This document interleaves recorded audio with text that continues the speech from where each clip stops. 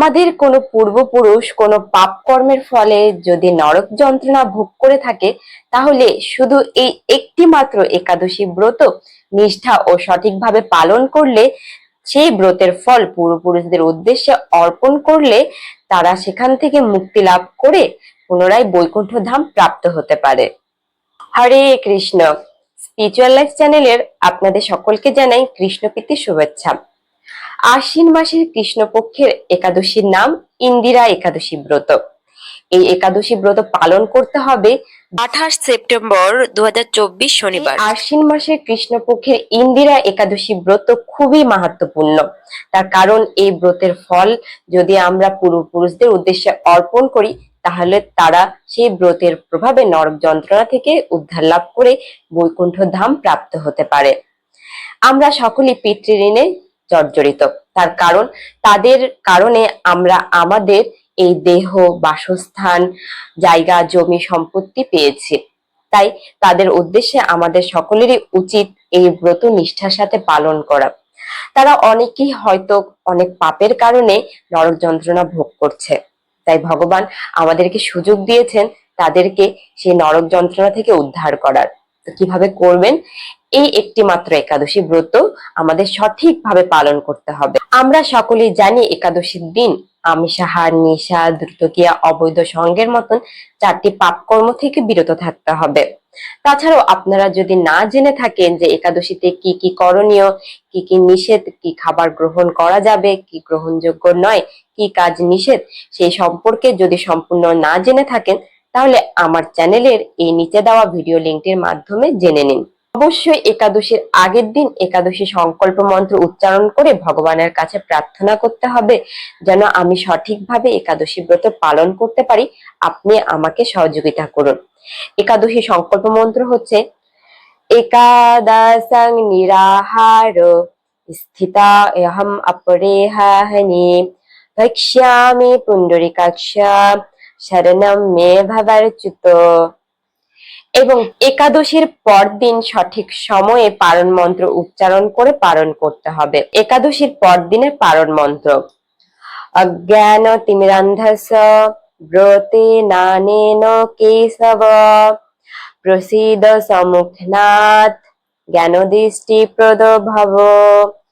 এইভাবে পারণ মন্ত্র উচ্চারণ করে একাদশীর পরের দিন সঠিক সময়ে সঠিক নিয়মে পালন করবেন। এই একাদশী ব্রত মাহাত্ম্য পাঠ ও শ্রবণে সামবেদীয় যজ্ঞের ফল প্রাপ্ত হয়। এই ইন্দিরা একাদশী ব্রত মাহাত্ম্য পাঠের শেষে পরদিনের পালনের সময়সূচি প্রদান করা হবে। তাহলে চলুন আমরা ইন্দিরা একাদশী ব্রত মাহাত্ম্য শ্রবণ করি আর রাজা ইন্দ্রসেন কিভাবে এই ইন্দিরা একাদশী ব্রত সঠিক এবং নিষ্ঠার সাথে পালন করে সেই ব্রতের ফল তার পূর্বপুরুষদের অর্পণ করে তার পিতাকে নরক যন্ত্রণা থেকে উদ্ধার করে বৈকুণ্ঠ ধাম প্রাপ্ত হয়। ইন্দিরা একাদশীর ব্রত মাহাত্ম্য।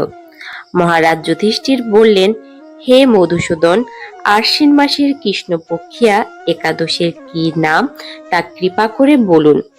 শ্রীকৃষ্ণ বললেন, হে রাজন, আশ্বিন মাসের একাদশী ইন্দিরা নামে পরিচিত।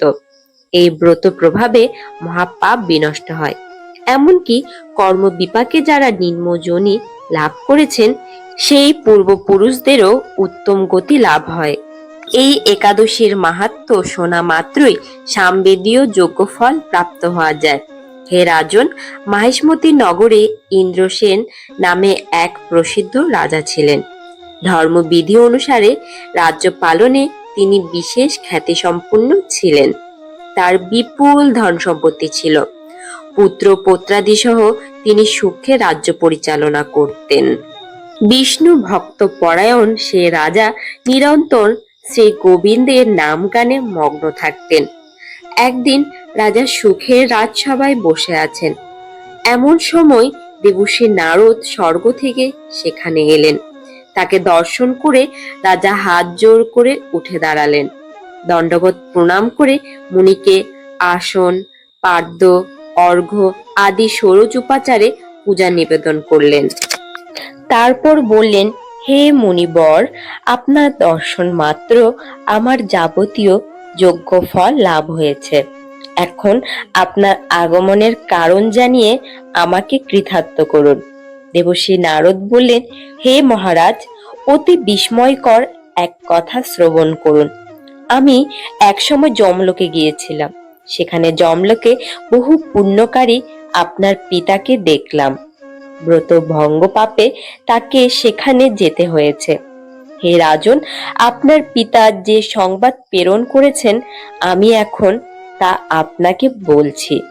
তিনি বললেন, হে ঋষিবর, মাহিষ্মতি ইন্দ্রসেন রাজা আমার পুত্র। তাকে বলবেন যে আমি বহু পুণ্য অনুষ্ঠান করলেও কোনো কারণবশত জমালয়ে আসতে বাধ্য হয়েছে। আপনি কৃপা করে তাকে সর্ব পাপনাশক ইন্দিরা একাদশী ব্রত পালন করতে বলবেন।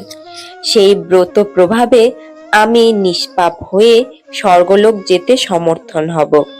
এই কথা জানাবার জন্যই আমার আগমন। হে রাজন, আপনার পিতার মঙ্গল বিধানে আপনি যথাবিধি ইন্দিরা ব্রত পালন করুন। রাজা জিজ্ঞাসা করলেন, হে দেবর্ষি, সেই ইন্দিরা ব্রতের বিধি কি? কোন তিথি বা কোন পক্ষে এই একাদশী ব্রত করা কর্তব্য তা কৃপা করে আমাকে বলুন। দেবর্ষি উত্তর দিলেন, হে রাজন, আশ্বিন মাসের কৃষ্ণপক্ষে দশমীর দিন শ্রদ্ধা সহকারে প্রাতঃস্নান করবেন।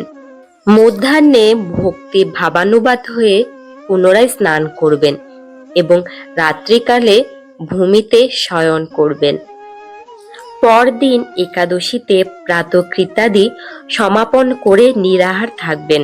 ব্রতের নিয়মাবলী দৃঢ়ভাবে পালন করবেন। হে পুণ্ডরীকাক্ষ, হে অর্চ্যুত, এই শরণাগতের প্রতি কৃপা করুন। এভাবে শ্রদ্ধা সহকারে শালগ্রাম পূজা করে পিতার উদ্দেশ্যে ব্রতের ফল অর্পণ করবেন। দ্বাদশীর দিন সকালে ভক্তি ভরে শ্রী গোবিন্দের পূজা করে ব্রাহ্মণ ভোজন করিয়ে অবশেষে নিজে মহাপ্রসাদ গ্রহণ করবেন। হে রাজন, বিধি অনুসারে শ্রী হরি এবং ভক্তদের অর্চন করলে আপনার পিতৃবর্গ মুক্তি লাভ করে শীঘ্রই বৈকুণ্ঠে গমন করবেন। রাজাকে এই উপদেশ দিয়ে দেবর্ষি নারদ প্রস্থান করলেন। রাজা ইন্দ্রসেন মুনিবরের উপদেশ অনুসারে পুত্র পরিজন সহ ভক্তি সহকারে এই ইন্দিরা ব্রতের অনুষ্ঠান করলেন। তখন দেবলোক থেকে পুষ্পবৃষ্টি হতে লাগলো এবং তার পিতাও বিষ্ণুলোকে গমন করলেন। তারপর রাজা ইন্দ্রসেন নিজ পুত্রকে রাজ্যভার অর্পণ করে নিজেও বিষ্ণুলোকে ফিরে গেলেন। এই ইন্দিরা একাদশীর মাহাত্ম্য পাঠে ও শ্রবণে মানুষ সকল পাপ মুক্ত হয়ে বিষ্ণুলোক প্রাপ্ত হয়।